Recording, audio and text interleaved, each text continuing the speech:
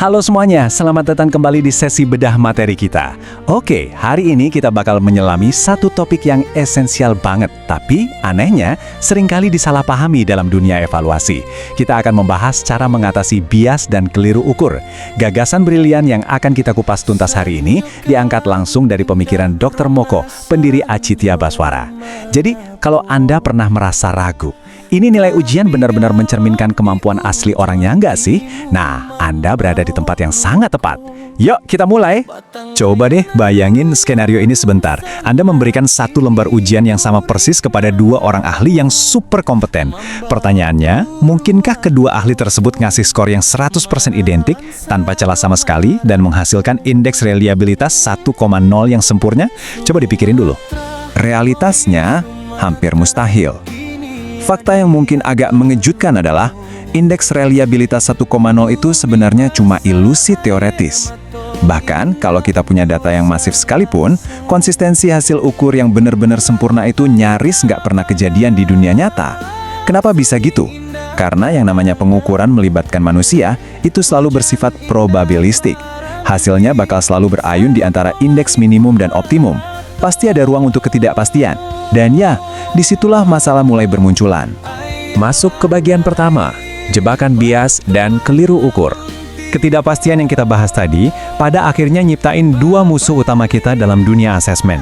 Di satu sisi, kita punya false positive. Ini tuh kejadian waktu penilai terlalu murah hati atau overestimate.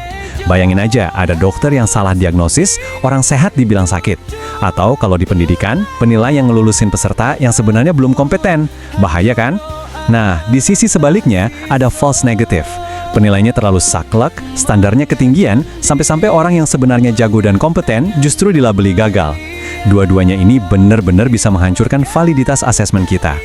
Terus, dari mana asalnya false positive dan false negative ini? Ini dia poin krusialnya. Bias semacam ini tumbuh subur kalau rubrik penilaian kita itu multitafsir. Ketika kita nggak punya standar objektif yang disepakati bareng, tiap penilai bakal bawa standar interpretasi mereka sendiri-sendiri yang pastinya beda-beda. Ujung-ujungnya apa? Penentuan batas kelulusan atau cut-off score murni jatuh ke area subjektif. Pengukurannya jadi nggak lagi berbasis data, melainkan cuma persepsi dan tebak-tebakan si penilai aja. Sekarang kita lanjut ke bagian kedua, paradoks reliabilitas assessment. Karena sadar betapa bahayanya subjektivitas tadi, banyak praktisi yang buru-buru beralih ngejar reliabilitas. Gimana caranya? Pokoknya semua penilai harus sepakat. Kita kenal ini dengan istilah reliabilitas antar penilai atau inter-rater reliability. Nggak salah sih, ini memang syarat mutlak. Ibaratnya, biar komunikasi lancar, semua penilai memang harus ngomong pakai bahasa yang sama. Tapi, tolong ingat satu hal ini. Konsistensi itu bukan jaminan kebenaran. Cuma karena penilai sepakat, bukan berarti hasil ukurnya otomatis valid. Dr. Moko itu sering banget ngutip pemikiran brilian dari Stephen Hawking.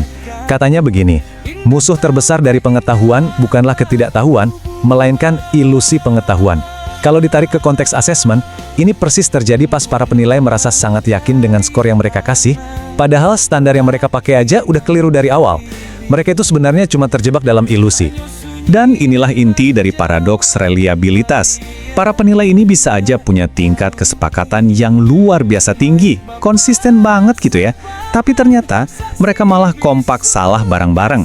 Kalau instrumennya cacat atau pemahaman konten mereka dangkal, ya mereka cuma ngulang-ngulang false positif atau false negatif yang sama secara konsisten. Tesnya mungkin diklaim reliable, padahal validitasnya nol besar. Jadi, gimana cara kita memperbaikinya? Kita masuk ke bagian ketiga, solusi minimal lewat rubrik analitik. Buat narik cut-off score keluar dari zona subjektif tadi, terutama di ujian skala kecil ya, kita bisa pakai 3 langkah krusial. Pertama, pakai rubrik analitik. Tinggalin deh rubrik umum yang ngambang. Pecah kriteria Anda sedetail mungkin. Kedua, penilai itu wajib, hukumnya wajib, punya pemahaman mendalam soal konten yang dinilai. Dan ketiga, kalau ada beda pendapat, misal satu penilai bilang lulus, yang lain bilang enggak, lakukan co-scoring. Duduk bareng, bedah perbedaannya, turunkan ego, dan capai konsensus yang benar-benar objektif. Lanjut ke bagian keempat, presisi tingkat lanjut dengan fungsi informasi tes Fisher. Nah, langkah manual tadi bakal kewalahan kalau kita berhadapan dengan ujian skala masif yang pesertanya ribuan. Reliabilitas tradisional cuma ngasih kita satu angka buta. Dia nggak bisa ngasih tahu di level kemampuan mana tes tersebut paling optimal. Disinilah Fisher's tip masuk, ibarat radar yang super canggih. Berbasis teori respon butir, metode ini nggak pakai angka tunggal, melainkan bikin semacam kurva presisi yang secara spesifik mencocokkan probabilitas jawaban benar dengan level kemampuan unik tiap-tiap peserta. Ada satu angka magis di sini, 0,5. Dalam model Fisher-Tip ini, alat ukur kita bekerja paling akurat tepat di titik 0,5. Kenapa? Karena persis di titik inilah level kemampuan seseorang atau yang sering kita sebut theta secara saintifik itu setara secara sempurna dengan tingkat kesukaran soal.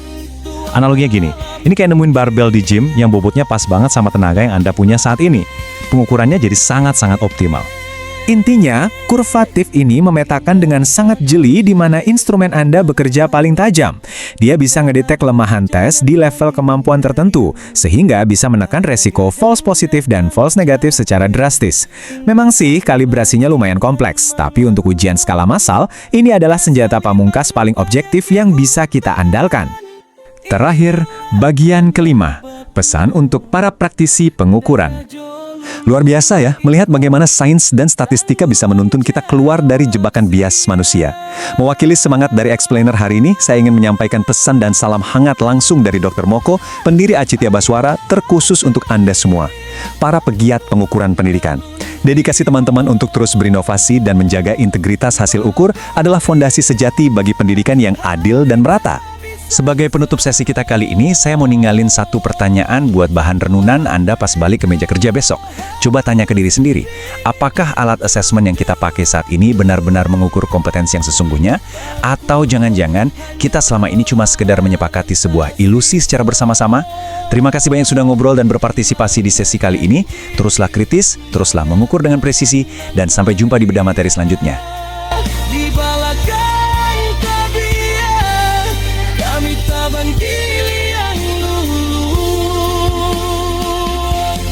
Jambatan putih, jalanan kadapek dijangkau.